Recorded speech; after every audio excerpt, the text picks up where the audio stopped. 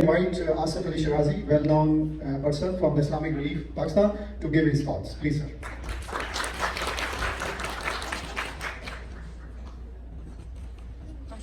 Bismillahirrahmanirrahim. Assalamu alaikum. Thank you very much. I'm really honored to be here and to speak with you people. So, respected Professor Dr. Kamruzaman Sahab, Professor Dr. Naeem, Dr. Salman, our youth here, all the students and all the people who are participating in this. I'm really honored to speak on this important subject with all of you. It was quite interesting to listen various talks and speech from the various participants. One of the benefits that you get when you come in a university is that people start giving you a title doctor. So I'm not a doctor, because I'm not a PhD doctor, I'm not a medical doctor, even I'm not a veterinarian doctor or homeopathic doctor, so I'm just Asif Shirazi. So thank you for giving me the time today. We all are here to discuss a very sensitive and very important issue. It is in our memories that the recent floods of 2022, which is one of the mega disaster of Pakistan, which we all have seen, and 33 million people are affected by these floods, and these floods came because of the climate change. So these changes in the weather, these changes in the disasters which are destroying all of our infrastructure or majority of our infrastructure, which is an investment of a taxpayer money as well as the different aids or the funding we get from World Bank or others, and we invest on our infrastructure. All those investment go wasted because of the climate change impacts which Pakistan is facing for last many years. And as Dr. was mentioning, that our carbon emission is less than 1%, while the impact which we are having on Pakistan in terms of various calamities or disasters, which is having a clear impact on our food security, on our development, on our all the investments that we made, is because of the climate change. And though we have talked a lot, we have a lot of institutions, this is our habit in Pakistan, is that whenever a new situation comes, we develop a new department. In 1950s, we had a Calamity Act, and then we had a Civil Defense Organization. And when we had a mega earthquake back in 2005, we realized that Pakistan do not have any national disaster management framework.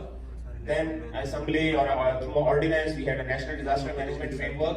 Under this national disaster management framework, we established National Disaster Management Authority, we established Provincial Disaster Management Authorities and DDMA's whole NDMA. But what we have seen, like up to 2010 floods, we have seen the relevance of these structures. But what happened in 2022, in this 2022 floods, is that we did not see National Disaster Management Authority active role. And we found there is a National Flood Response Crisis Center, which was coordinating the flood response. So one thing is that whatever we do, whatever investment, as Dr. Saab mentioning, 20 different departments in the government, we need to be consistent, and we should link this with the needs on the ground.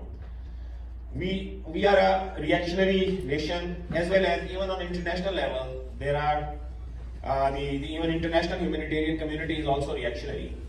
What we have seen that 2022 floods, which was a mega disaster in Pakistan, over 33 million people affected or impacted. But this flood was not on a media, even not on a national media of Pakistan, because the reason was that there were not scenes where the people were dying or the buildings were collapsing. So it took 1 month to get a media attention, and then an international media attention, of course, and that window was very small. But on the other hand, and then getting a fund to provide a relief to those people who were affected by these floods, which was a climate-induced disaster, was a big challenge. And though we see on various reports and TV channels that the aid has reached to the people, there are plenty of organizations, philanthropists, UN, international organizations, government bodies. But for that disaster, only 25% people got the humanitarian assistance, which is really a shameful thing for all the humanitarians. In these mega floods, when there is no preparedness, there is no mitigation, then the result is more and more money required to provide humanitarian relief assistance than the recovery need. And if this mega flood, the total coverage of humanitarian assistance is only 25% from everyone, then we can also imagine that what will be happening for the recovery, reconstruction, rehabilitation, all these things. We all were very happy that there was a Geneva conference and there was a pledges of 9 billion for the flood response and flood recovery and rehabilitation effort. But out of these 9 billion, 8 billions are the loans and 1 billion is maybe a aid, but how it will come, there are a lot of terms and conditions associated with that. So it means that we are impacting from these floods or from these disasters, either floods or drought or any water related because of the climate change. But on the other side, we do not have any preparedness or we do not have the response capacity to cater with that. So the best way is that these types of the events should not be happening, and we all need to be considered. Of course, there are the challenges like when the new jargons or new terms come, whether it's climate change, food security, EFSL, localization or whatever the new terms come, then a lot of on recently this loss and damage fund, then we give a lot of attention to those things which are on the surface. But the real issue is not addressed. The real issue is the impact on the lives of the common people, which are our farmers, who get their all livelihood asset destroyed because of one event. So they need to have something which is focusing to the communities, and a direct benefit should go to the people who are impacted most of these things. This climate change phenomena is basically a race against time. We have seen from the multiple events in Pakistan as well as in the region that if we will not have a serious consideration on these things, then we will be basically, whatever development we will be doing, it will just go in a drain because one mega disaster will take everything in the stream.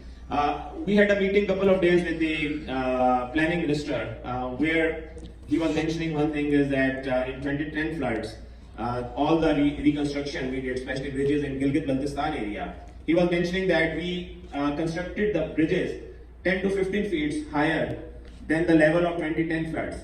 But then in 2022 floods, even those bridges or those infrastructure in which we put our historical data of the floods, they were gone or they were destroyed. So it means the patterns are changing completely. So even if we do a planning based upon 2022 floods, maybe in August 2023, maybe we have a bigger floods because that phenomena is still there. So it is a race against time, and all the actors, they really need to think some, I will not say outside the box solution, but at least expand the box and see that what best possible can be done. I'm not a technical person. I'm more a general management, having more expertise or experience in disaster management. But a lot of interesting things I have seen in these flood response, like if we are talking with the universities various, like the other day, there was a meeting in Comsec University, and some of the professors in the Comsec universities, they were saying that we predicted this flood 2 years ago. But if you predicted, then why this information was not passed on? So it's not a way that we predicted this thing, or we have done our research. So as someone was mentioning, a coordinated effort is very much important. So we need to do a lot of coordinated effort between the academia, practitioners, med departments, all these things. So another thing which we have seen in these flood response is that, or in even all the work which are also climate change work, we try to do business as usual. In these situations, if we will try to do business as usual, this is not a solution.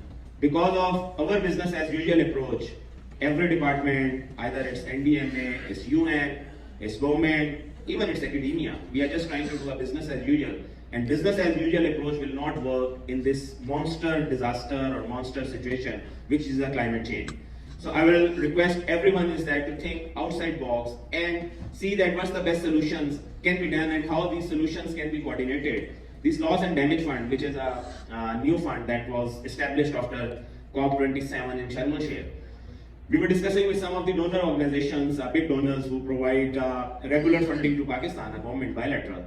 And then their point of view is that after every such incident or after every such event, it is our practice is that we just establish another fund. And the donors are the same too. fund those funds. So another fund, and then interesting thing is that we were worst hit by this climate change phenomena in the region, and Pakistan is not eligible for that damage and loss fund in the first ranking. So once again, time out. So once again, thank you very much for listening me and giving me this opportunity. And it's really honored for me that I'm here and speaking with you. Thank you very much. Thank you, sir, for sparing time and giving your thoughts. Next time.